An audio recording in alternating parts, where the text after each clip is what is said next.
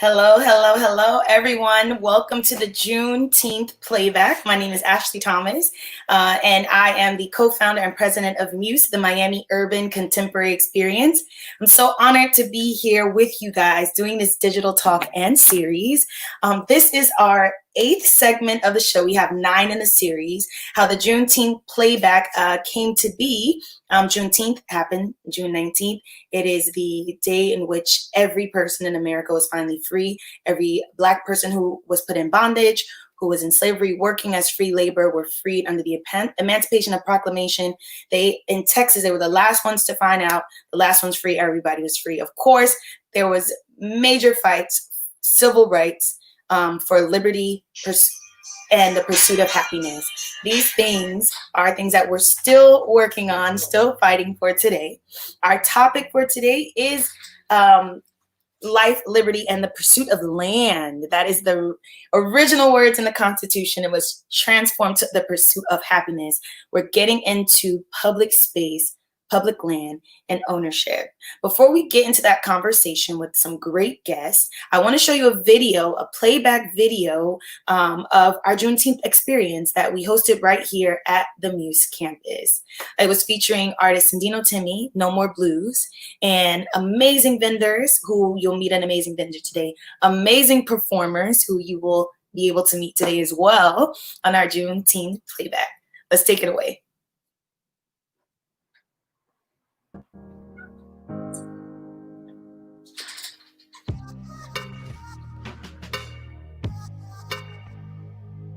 Once again, welcome back to Muse Campus and welcome to No More Blues. We're glad to present No More Blues to make sure that at the end of the day, we know that art plays a significant role when it comes to social justice, when it comes to human rights. Art has always been in the forefront. This show is a compilation of images of a 2013 protest that happened in Miami. It was ignited after the murder of Trayvon Martin and the rendering of the case not guilty to the plaintiff.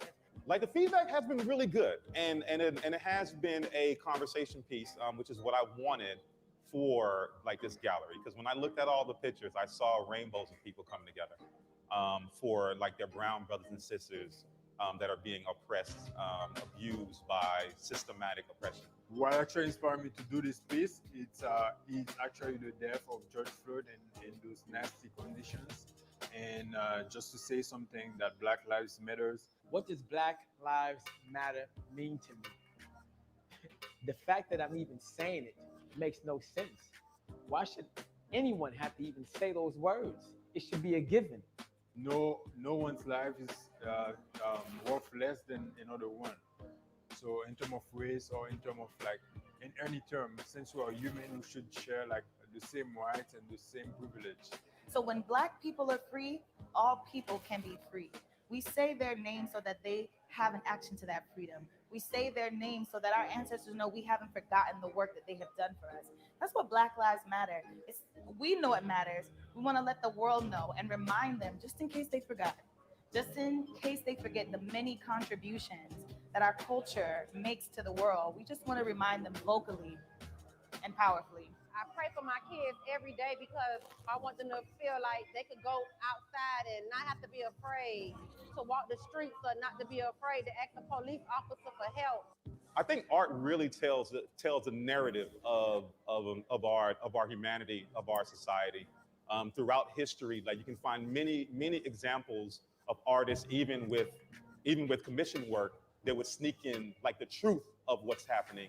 And I feel like with this work here, it's very relevant as well, because with the art, like we have the liberty of actually saying the truth and painting it and actually feeling what's going on around us. And here it is, like from 2013 to here we are 2020, we're back here at the same situation. Again, it makes no sense. It's senseless. We're blaming the cops, but I feel that the cops are really nothing but a scapegoat. It's the system. It's the judicial system that really, right now, that should be on trial.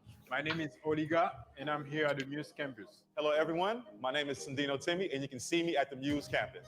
Stay tuned, News 305. Make sure you follow us on all social media platforms. Thank you for coming out. And that is Muse, everybody, the Miami Urban Contemporary Experience. We're here telling stories, creating platforms to share safe spaces to be creative and just really be vocal about where we are in society. This year is an election year. Tensions are high. I think I can say racial tensions are high, social justice tensions, liberties and freedoms. It's a very volatile society that we're living in America. I can say for the first time in my adult life, I have felt unsafe. And I know people like it's never been safe, but this is probably the first time where I wonder really what my safety is in this country. And if I can walk on the ground freely and if I can speak freely as a human being, as a Black woman living in America. So we're going to get into the conversation of what it's like to own the ground under your land, what it's like to be a steward of public space. But before we get there, I want to bring on an amazing, beautiful, talented, boisterous, just voice from the gods. I'm going to introduce Thy Queendom Come. She's also known as Nicole Turner. She was born and raised in the County of Dade. Shout out to 305. She has been around music her entire life, inspired by Jill Scott, Kanye West, Marvin Gaye. Her music is a cross of neo-soul, gospel, R&B, and of course a little hip hop. She's also a baker and just recently opened a business called Bee's Sweets on 54th Street and 19th Avenue. So y'all can check her out. Come get up some of her sweetness.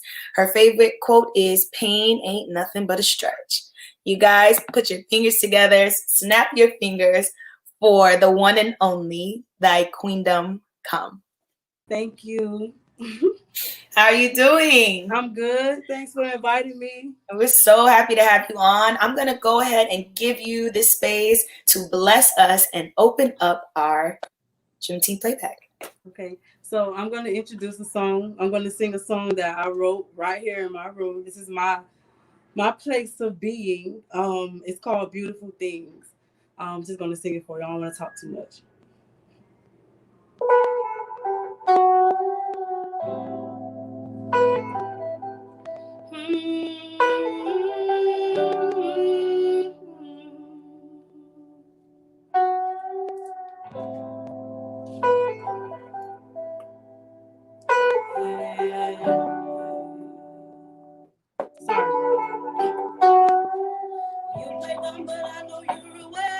Exactly what I'm feeling. Sometimes you act like you're the doctor, but never do no healing. You put your hands on my head.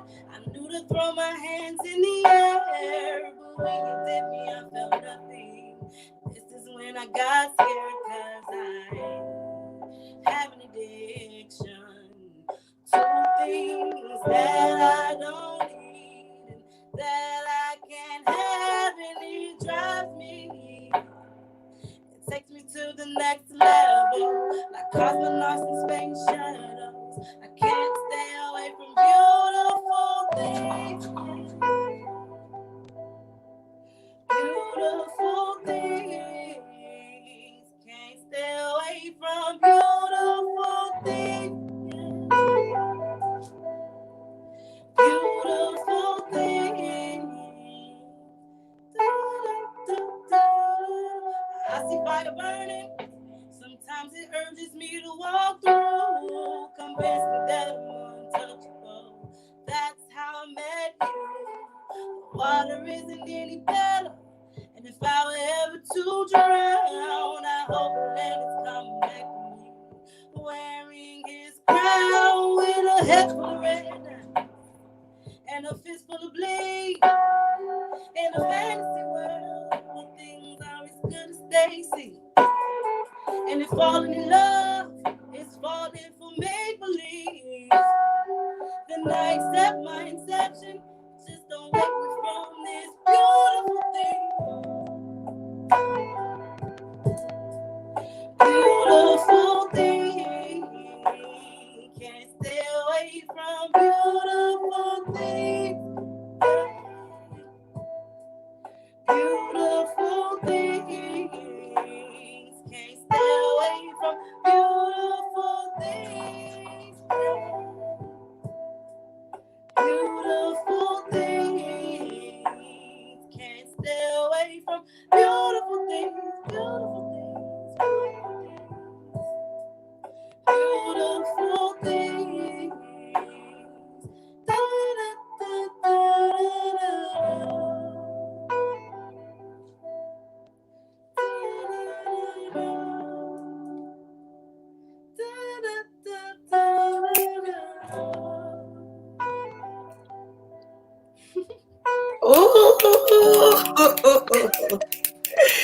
Snaps ups, y'all. Yes. Thank you. That is Thy Queendom Come. She is going to be here at the Muse campus during our open air market right at the end at 8:30 with a live session. You guys, you can see her live right here at the Muse campus. She'll be back on with us. That was beautiful. I feel beautiful things, and it just put me in a state, like, you know, all the chaos going around in the world.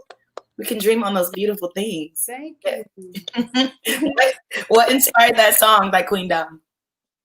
Oh my God, don't make me tell that story. Okay, all right. Hold it for me. Hold it for me. No, it's not bad. I can give you a brief thing.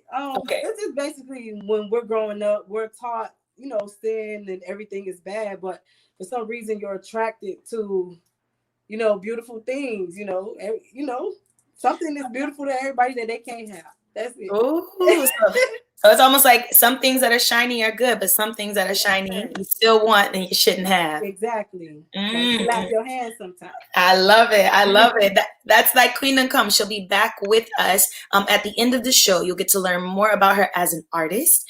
I want to say that these digital talks have been made possible with support from the GMCVB's Art of Black Miami. Please check out artofblackmiami.com. We know that Art Basel, or you may not know this announcement, Art Basel has been canceled. However, Miami Art Week is still on and popping. So if you're local or you're national, you still can come to Miami, come and enjoy the art. Us locals are going to be here having a blast, and we want you to come out and have it with us as well. National people come down as well. International people, y'all welcome if your country lets you travel here. I don't know. Yeah, definitely come out artofblackmiami.com. You can find out everything that's going on in heritage neighborhoods, and also with support from the Knight Foundation. So Muse is a Knight's Arts Challenge winner, and this is a part of our series right here. All right, we're going to get into the conversation, life, liberty, and the pursuit of land. So we know that segregation was a very real thing in the United States up until the Civil Rights Act 1964 that desegregated the entire nation. Public parks were also segregated. Beaches were segregated. And since, desegregation, we can say that many momentous steps have been made and strides have been made to make public land more accessible and equitable to Black, Indigenous, people of color, and that there's still lots more work to do. My guest here, we're going to get into a conversation. She's an expert in her field. She's an advocate for public land, advocate for the environment, an advocate for the people. I'm going to introduce her. Let me read this beautiful bio. Jacqueline Crusette, who is a dear friend of mine as well. She's the Associate Director of National Partnerships at the National Parks Conservation Association, also known as NPCA. Jackie's professional background includes museum management. She is an ocean swimmer who has sailed the Caribbean chain and has a dual passion for marine and cultural resource protection. Everyone, please give it up for Miss Jacqueline Crusette. Thanks so much for having me. Oh, it's really, that song was wonderful. And I think you're right. We all needed that just beautiful groove to just ease on into. Mm-hmm. Just give us a nice vibe. Oh my goodness. Calmness. Jacqueline, how is it okay can I call you Jackie? Miss Crusette? Yeah, that'd be great. Okay. Jackie, it is so nice and such a pleasure to have you on the show. I met you in 2015, really. 15, yeah. Yeah. So we actually got a chance to get educated, get our masters together in public administration. And I learned so much from you about public policy and public land. And I am so excited for my community to also hear your wisdom and your voice. So yes, all of that. And I love the art back there. That's right. Shout out to the art in the background. That's right. You got some landscape. My mother actually did those. Yeah. Really? Yeah. See, that's good. Genius runs in the family. So I want to get into our questions, Jackie. Yeah. I want you to tell people who are you? Where'd you grow up? What's your background? I know that you're with NPCA. What was your journey into working with national parks and the Conservation Association? Yeah, well, it wasn't a straightforward journey, that's for sure. We grew up in Miami. I'm first generation American. My family's from Spain, Barcelona region, and youngest of seven. I was one of those, free range childs, Uh-huh. So you're like, you know what? We've done all the work already. It is up to you now, okay? Exactly. So, I went to Miami-Dade Community College back then, and it's supposed to be a 2-year degree. I think I was there 7 years or so as a part-time student, full-time worker. Riding my bike everywhere. I didn't really get a car until I always got jobs close to home that I could ride my bike to, Mhm. But while at Miami-Dade, I worked at the Center Gallery for many years, and then a friend of mine sold me. Really, it was a gift. She gave me her car for really cheap, and I was able to get a job at a photography studio. I learned photography. I was a wedding photographer for a while, and while at Miami-Dade, a teacher gave me an application and said, "Hey, fill out this application for a summer program in a school in Massachusetts. And if you're not interested, give it back to me so I could give it to somebody else." And I thought, well, shoot, if it's good enough for somebody else. So I filled it out, and I ended up going to a wonderful college in Western Mass called Smith College, all women's college. It was a real unique, different experience, and I really understood what a liberal arts education was all about, and that kind of changed my life. Really, I ended up working in museums there as well. Followed my then boyfriend, now husband, around the country after graduating, and he's really the one that introduced me to national parks. Growing up, we didn't really travel very much. My mother threw all the parties at our house, so she didn't have to bring the kids everywhere. So I started going to national parks with my guy, and we ended up getting married in a national park. Wow. In the U.S. Virgin Islands, St. John. And on my honeymoon, I came across an exhibition. I was really interested in learning more about the park because we had been enjoying all the beauty of it, but I wanted to know about the people and about the culture of it. And so I went to go check out the artifacts and everything. And I was just so disappointed. It was such a poor representation of the history. And I thought, gee whiz, somebody really should do something about that. So about 4 years later, I came across this job that was really close to my house at this place called National Parks Conservation Association. And I've been working with them ever since. That's crazy how all of that, just the dots aligned. I learned something new about you. I did not know you got married in a national park. That's wonderful, Jackie. She's like, and then I found NPCA.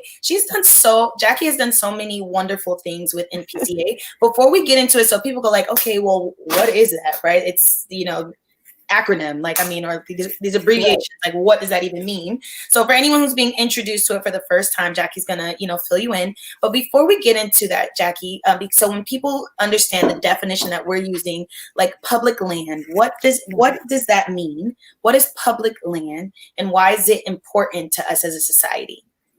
Yeah, so public lands, it's in the name, right? It belongs to the public. But there's all different kinds of public lands. There's parks, like city parks, county parks, state parks, national parks. The city, county, and state parks, they're all managed by the city, county, or state. And then the national parks are managed from the federal government under the Department of the Interior. And then other types of public lands would be something like forests, national forests. And those those lands are managed under the Department of the Agriculture. Mm-hmm. And one of the things I want to talk a little bit about is there's two different philosophies behind why these public lands should be. And with forest, it's more pragmatic, more utilitarian. It's about using the most land for the most people for the longest time. And where national parks under the Department of the Interior is really about preserving these beautiful places or important places or historical places for the enjoyment of people today and everyone after us. Yeah.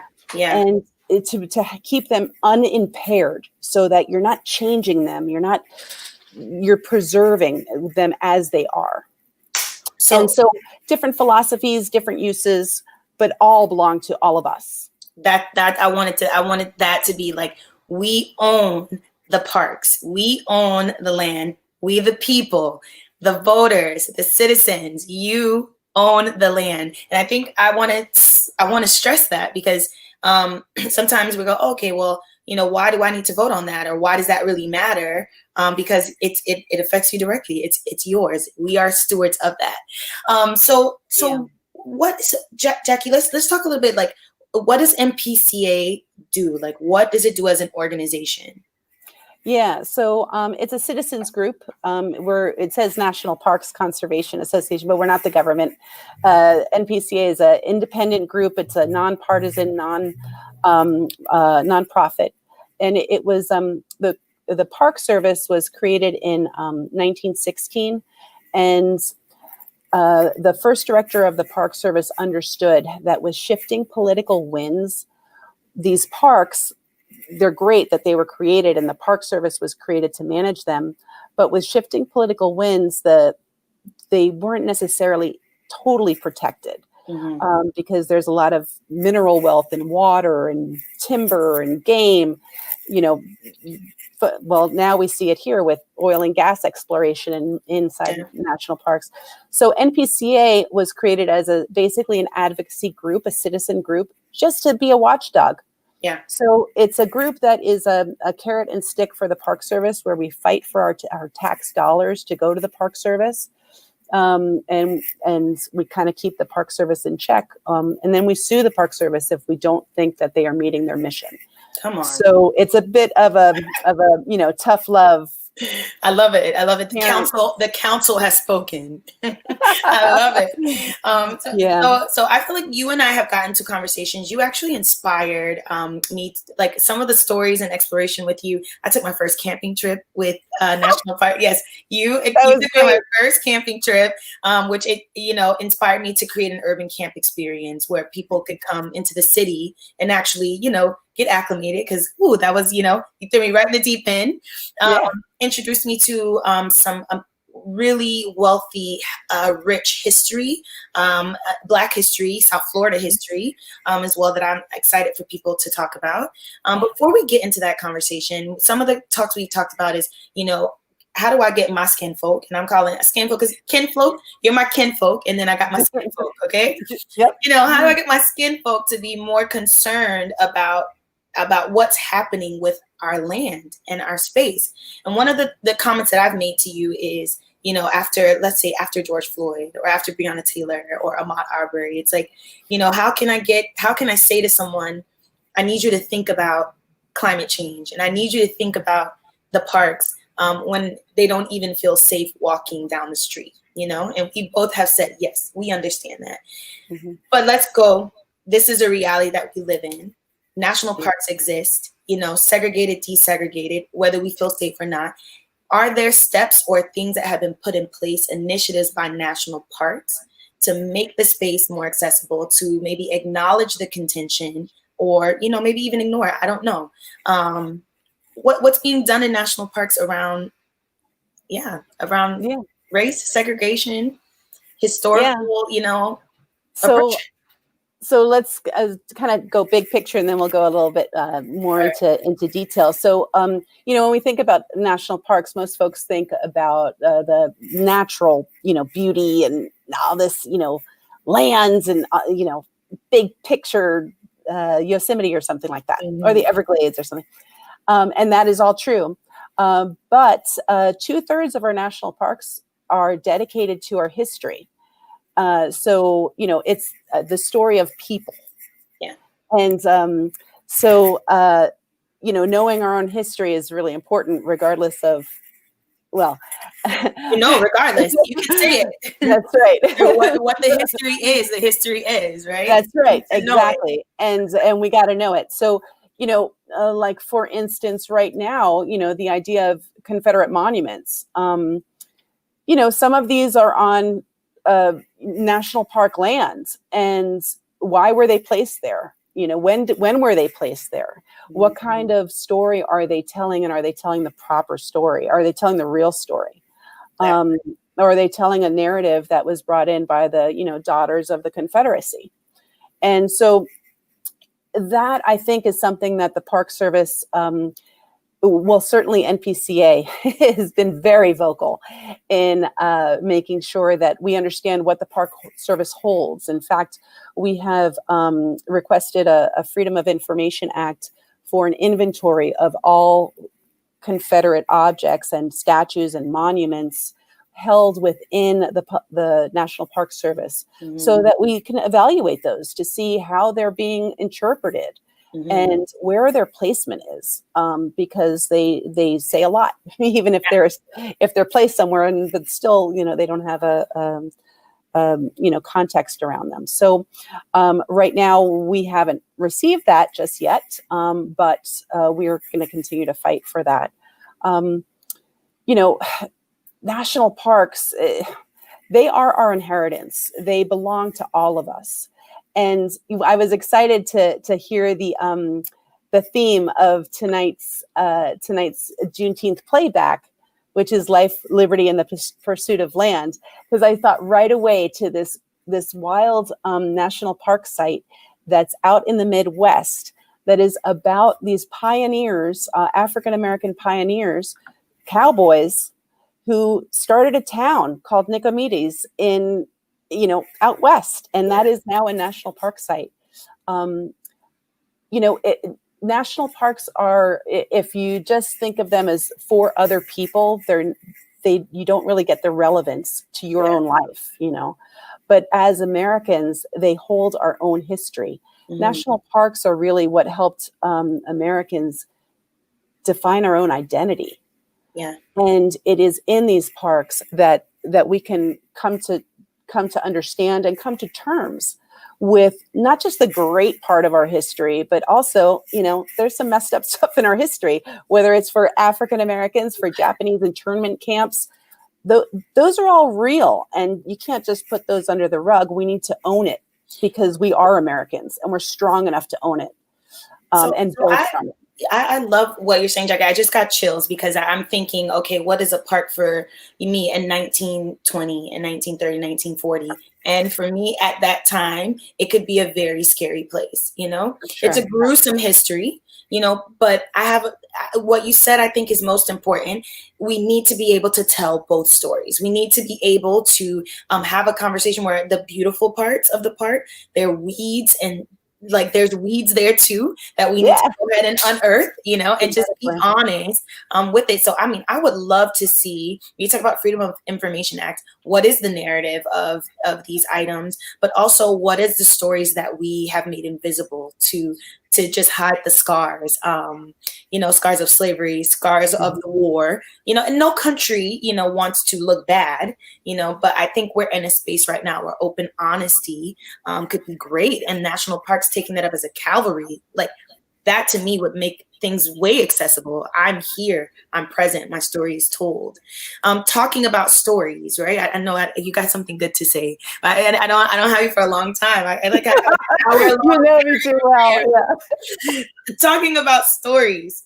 Yeah. Like South Florida, you talked about this Midwest story. There's a beautiful story that we have here that I never heard of as a child. And it is I know the Everglades, I know, Biscayne National Park. Can you tell people a little bit about this beautiful piece of Black history that we should have in history books, but, we don't right now?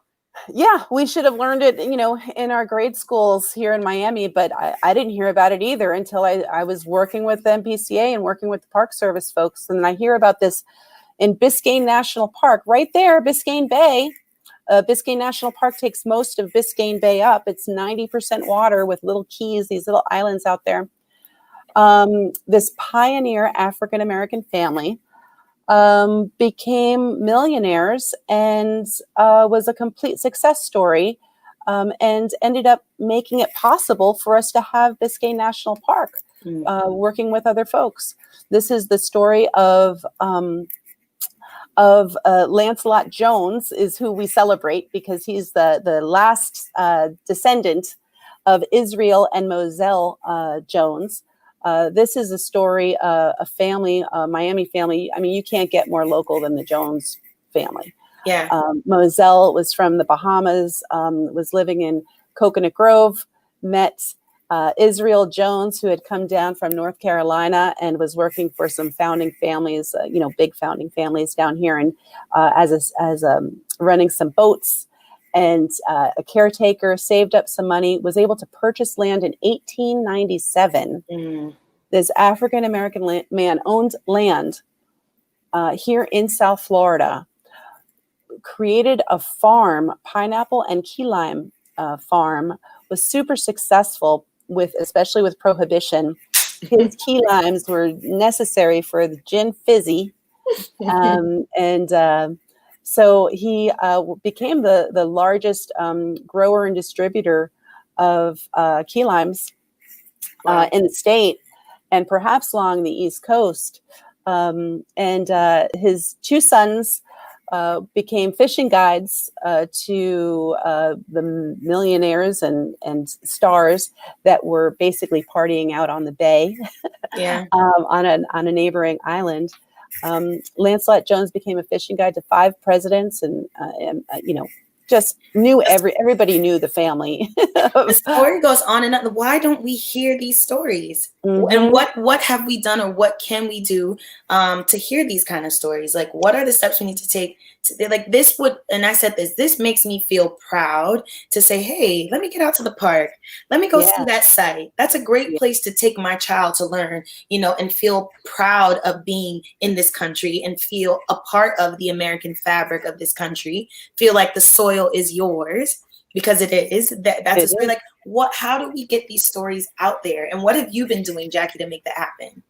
Well, I mean, I'm building off of, folks before me, Audrey Peterman, Nadine Patrice, and others who, were doing really good work. And I just kind of helped take it up with a bunch of other folks, with a lot of my partners.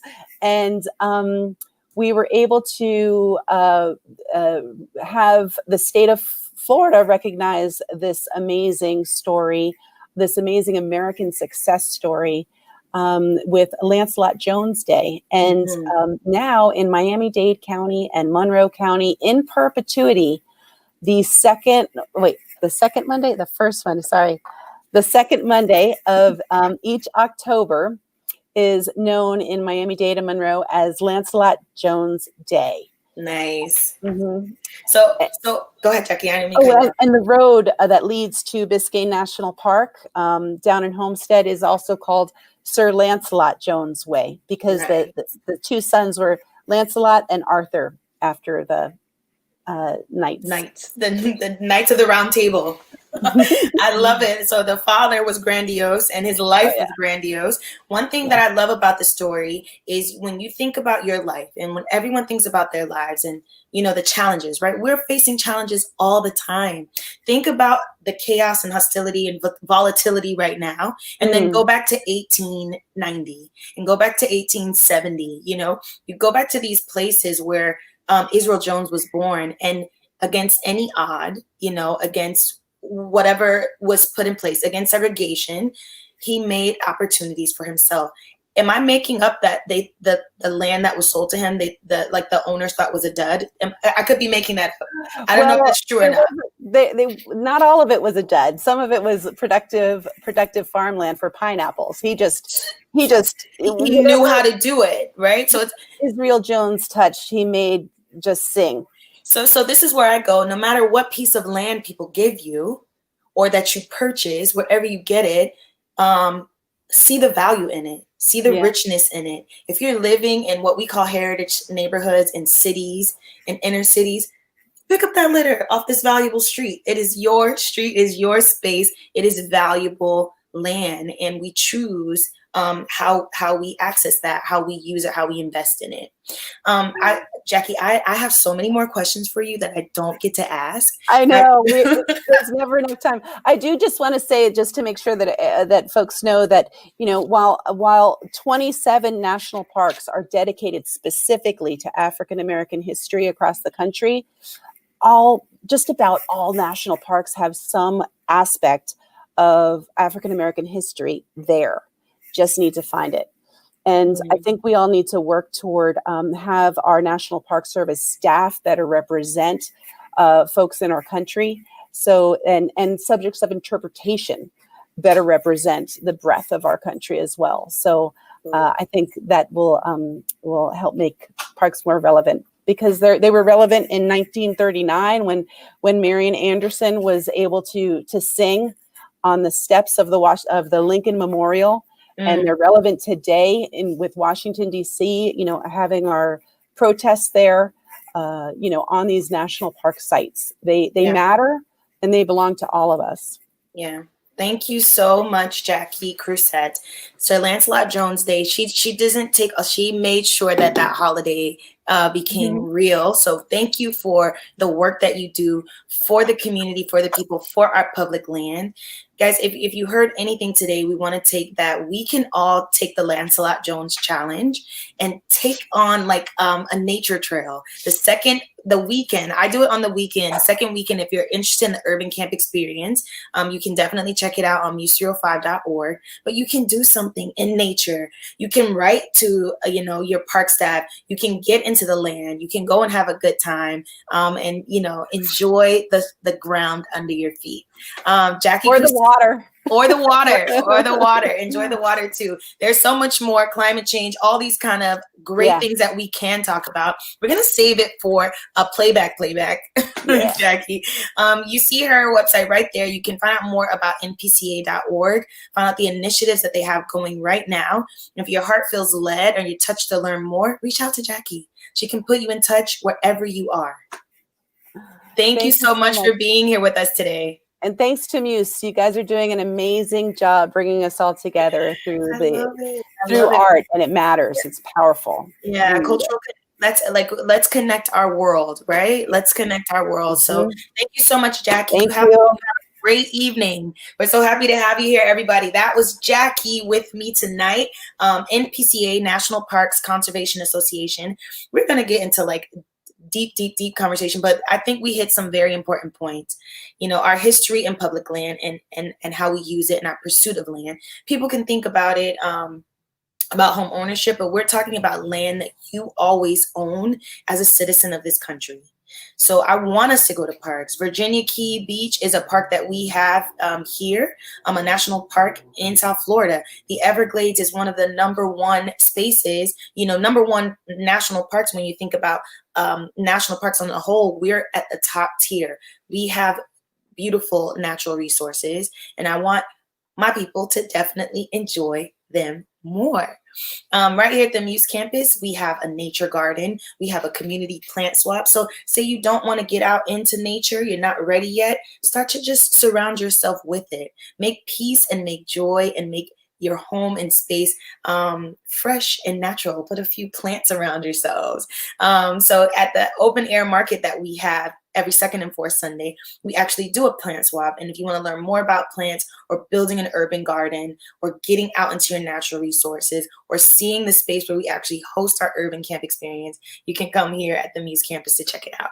And I actually want to introduce one of our vendors who are there. Every show we do a vendor highlight, because why not? We're circulating the dollar in our community, especially with emphasis on Black, Indigenous, and people of color, women-owned businesses. So I'm going to introduce my guest today, Miss Carolas Clay, and that is the company Coralas, and she's going to help me say that correctly. Coralas Clay. It was founded by Carolina Garcia and Carolina Hidalgo. The company features colorful jewelry that uplights and empowers women of today. And we are joined by Miss Carolina Garcia.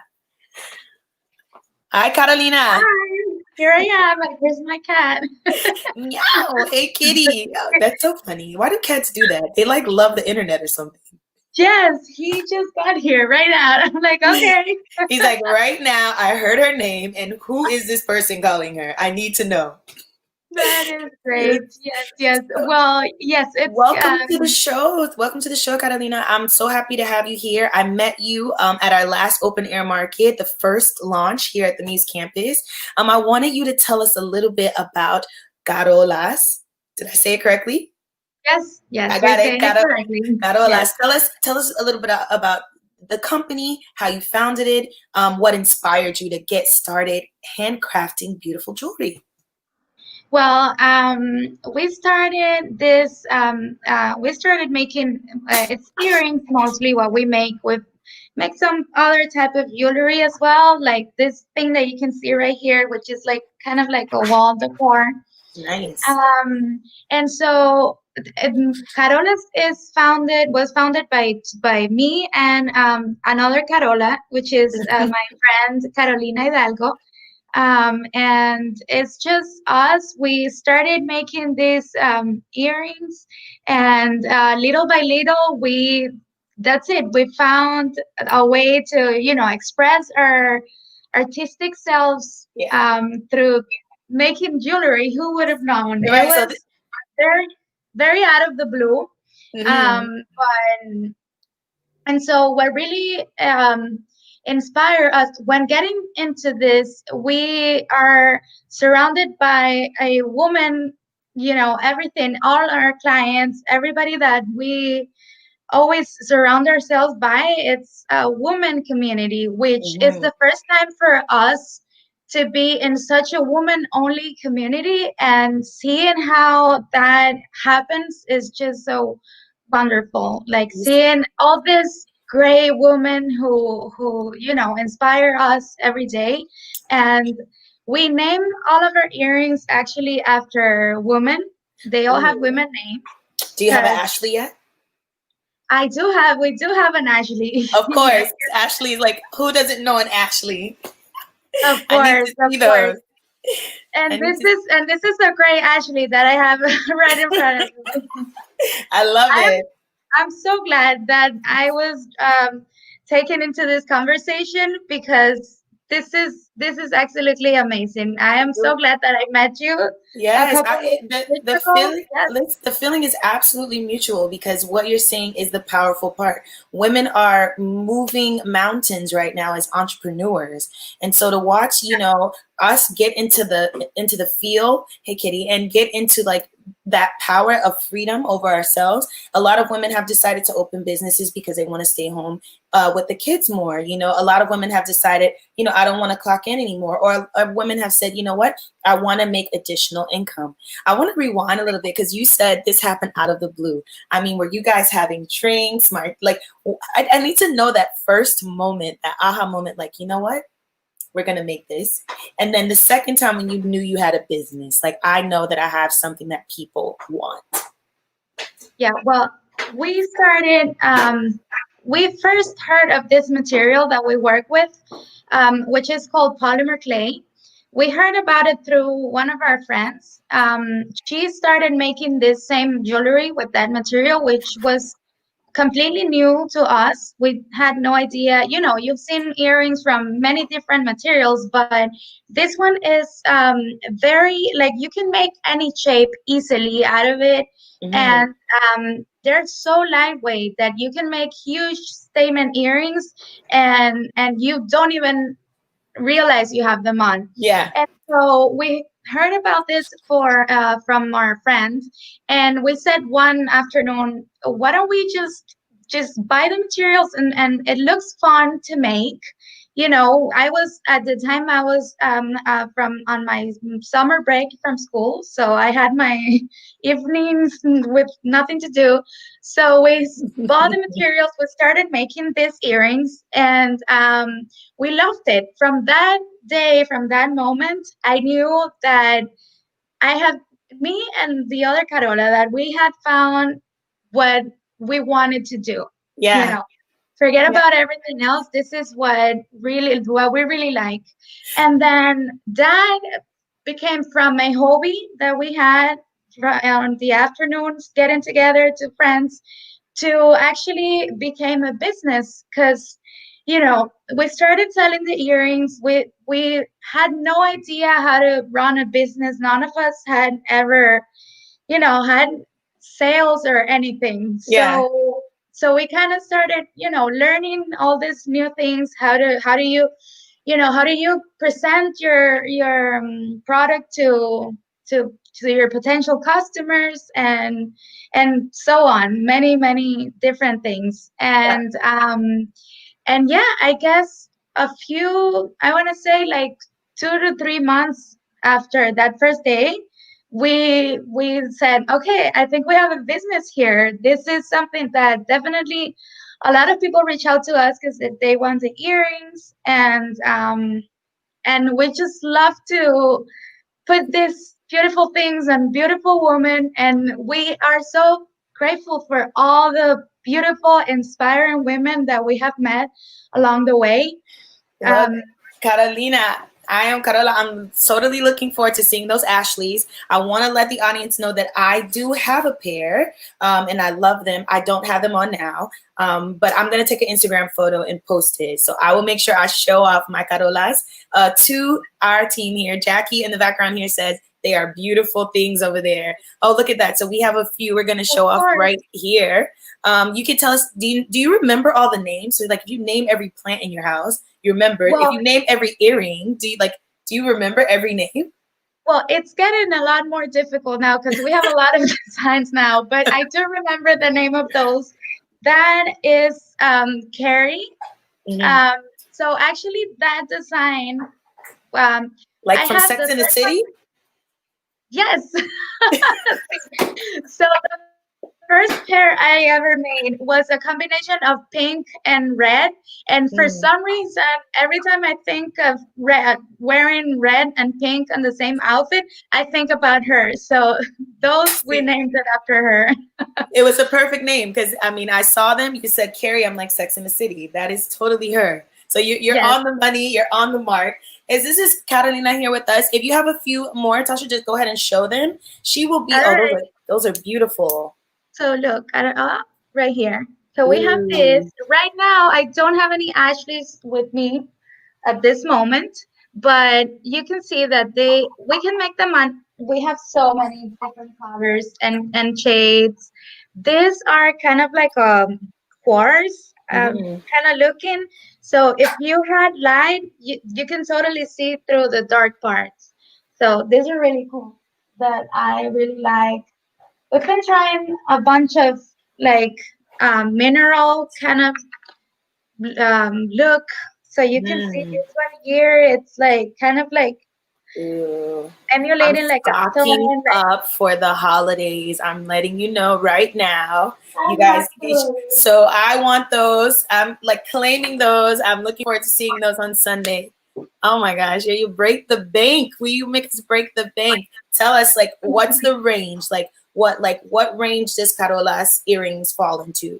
So we can Well, start to save or bring out our money, buy 30 pair. I don't know. well, these ones right here, these are one of them, like, I want to say more complicated that we have. Mhm. These we sell for 35. Okay. They all have stainless steel bags and findings. Um, but we have studs. Look at these ones. Cute, cute. So, so we have little studs without this part, but those would be, so we sell this for 15, Yeah. 15 or 20, depending on how complicated the design, like the color is. So And 15, 35 and up. Like you can find something in your price range, still be fancy, still be sassy, still be feisty, still be Carrie or Ashley. I want to say thank you so much. Where can they find you? Give us a plug right here. Second and fourth Sunday. You're going to be at a market. Tell us where you're going to be this Sunday. well, this Sunday we are gonna be in our new favorite place, which is Muse. Yes, we're gonna be there hopefully every Sunday that you guys do it, which is the second and fourth of every month. Correct. Correct. And then you can also find us in our online shop, which is Carola's Clay. I think that They have it right there, carolasclay.com, and then our Instagram is right there. Right now, you guys have us exclusively. We don't go Ooh. anywhere else. So if you want to, Physical shop right here at the Muse campus, 3 to 8 p.m. right here, guys. You can park 54th Street, Northwest 2nd, 3rd Avenue, free $10 to $20 parking. Come inside, get your carolas right here, 3 to 8 and get p.m. so much more, I so love much it. more. There's music, there's yoga, there's meditation, there's earrings by jewelry. It's not only earrings, right? You said like you can get other kinds of jewelries and crafts with carolas as well. So come and check them out here. Come and check out all the vendors right here at the Muse Open Air Market. Thank you so much. You can follow her. You can see the Open Air Market, musemarket.eventbrite.com. Register. You have to wear a mask. Okay, so we are practicing social distance. It's open air, so we can practice safety. Limited vendors, so that we can have space for our patrons as well. Please wear your mask, guys, and come out and party with us. Come out and support our vendors. Thank you so much, Carolina, for being here with us today. Thank you so much for having me. Thank you so much. Have a great evening, beautiful. Power to the women. And Yes. the guys, and the guys. We love you too, guys. You see, Yes. Joe Yes. Wesley's artwork is right behind us. Beautiful black body there. Okay. So we believe in, it's a beautiful gender equality, gender power in the company. So it's great. Yes, yes, it is. All right, we'll see you on Sunday. Thank you. Along with everyone else, thank you guys so much for tuning in with us. Life, liberty, and the pursuit of land. We're talking life. We're talking liberty. We're talking public land. If you were in earlier, we were talking with Jackie Crusette of NPCA. Check out all of the conversation that we have.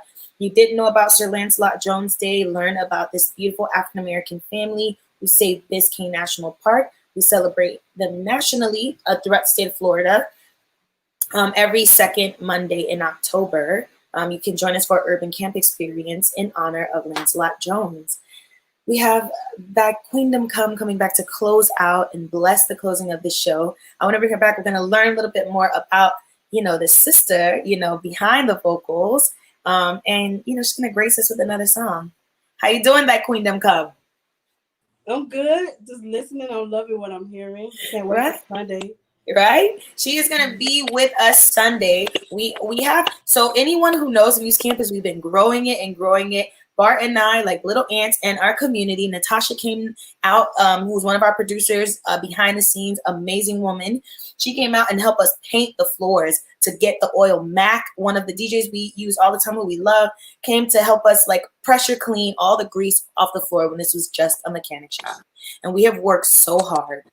Beautiful. Sweat, blood, and tears, putting down for our community, transforming space. We're talking about public land. We're talking about public space. We've been transforming space that we can create a space of our own. So make sure you come out and check out the Muse Campus if you haven't. Within this, and That Queen to Come was the first person to see it. I was out there. We took a dance class together on the Muse Campus, took my news class, which is every Tuesday. If you guys want to come out and take class. I was like, I want to show you guys a project that I'm working on to turn this little cubby here into like a tiny concert series, like an acoustic room. So, pre-integration era, the room was used. I'm sorry, I'm talking so much that Queen Come. I'm coming to you.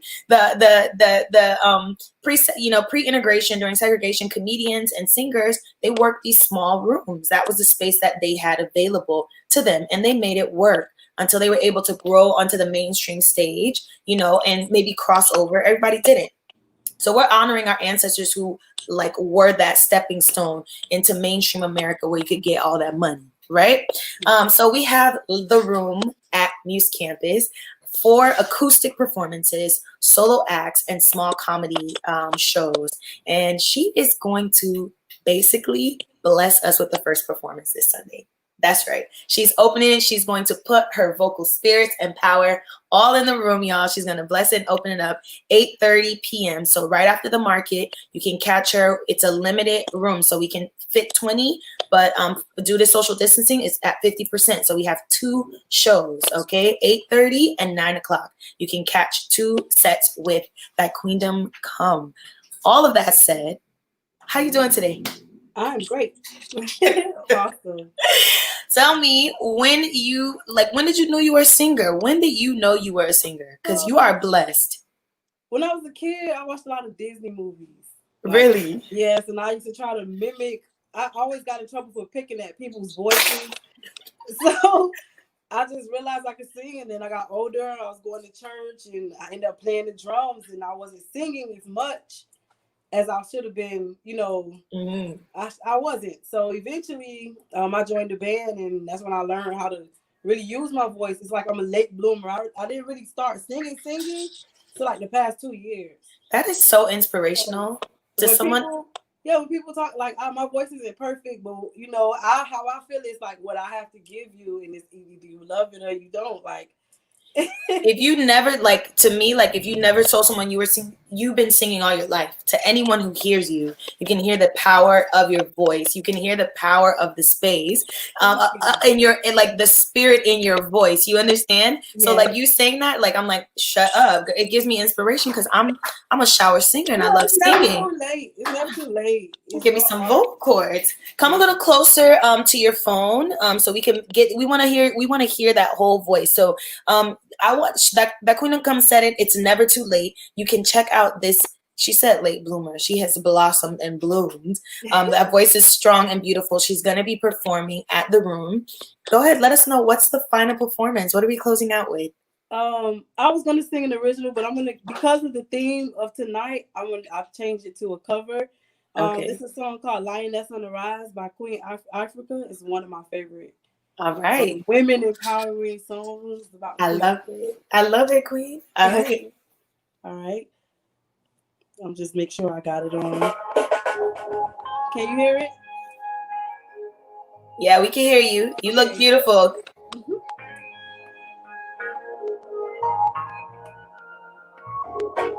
Are you ready? Are you ready? Are you ready? Are you ready? When the world is called out, we'll be standing tall out to face the darkest and the hardest of times. We'll be taking care of all the children thereof, and if it's required, we'll be on the front line. You can call me by my name, I am ready to roll. Once the rules remain the same, how the story's been told. Call me anytime, I never clock out. Lioness is on the rise, don't you ever have doubt. Never say never, willingness together to fight and be strong. Working together, remove every letter, remove them right along. And not roll with the punches, accept changes. Work with the formula, do what I have to do. And call me by my name, I am ready to roll. Once the rules remain the same, now the story's been told. Call me anytime, I never clock out. Lioness is on the rise, don't you ever have doubt. Mm-hmm. When you are willing to serve, we have room to observe, to see if you can walk the walk you talk. Let me give you my word, my voice will be heard. Bravery is the beast of my heart. Call me by my name, I am ready to roll. Once the rules remain the same, how the story's been told. Call me anytime, I never clock out. Lioness is on the rise, don't you ever doubt.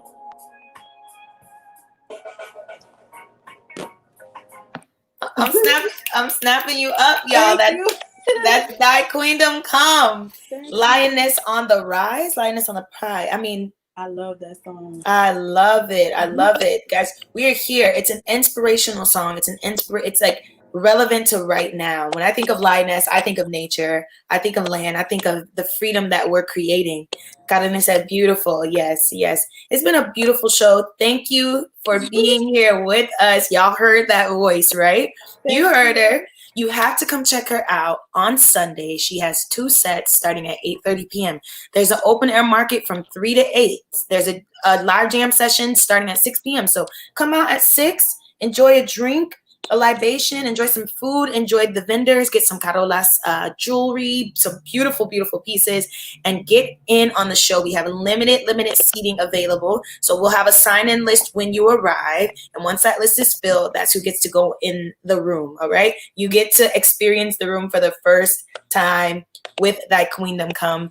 Thank you so much for being here. Please follow her, Queendom Nights, right there on Instagram. And come out to the show, y'all. Come out. Thank you, beautiful. Thank you. Have a good night. To all my guests, I'm so honored. I'm so honored that you took a moment out of your time to be here with us to share your insight, your experience, your expertise with our community, to my community, to the community. You know, life, liberty, and the pursuit of land, the pursuit of happiness. We all, you know, deserve those things as rights. It is your right. You have to use your vote. There was an executive order that went out that diversity and inclusion training in the federal government will be no more. Let's see how that plays out. But I need you to understand that democracy is a delicate space. From your public land, from women's rights to choose, from the Civil Rights Act, all of it, from the space that you hold, from how your loans are processed. All of it is done through citizenship and democracy. It's a beautiful country that we've built, a violent history, a chaotic space, but so many amazing things like ourselves have been birthed out of it. You have a right to it. Own that right. Use your right to vote. Advocate for yourself. Call, speak up, create a business, make a job, own a home, get a collective together, buy some property, make a park, charter a school. I don't care what it is, but transform the life around you by transforming yourself. My name is Ashley Thomas. I'm with Muse, the Miami Urban Contemporary Experience. You can follow us at MUCE305. If you heard that, that's Bart Merville, co-founder, friend, partner in art, who's rocking it out here all the time. We work so hard, him and his team. So guys, please come and bless the space with your presence, your body, and a mask. All right? Thank you guys. Have a great one. We're out.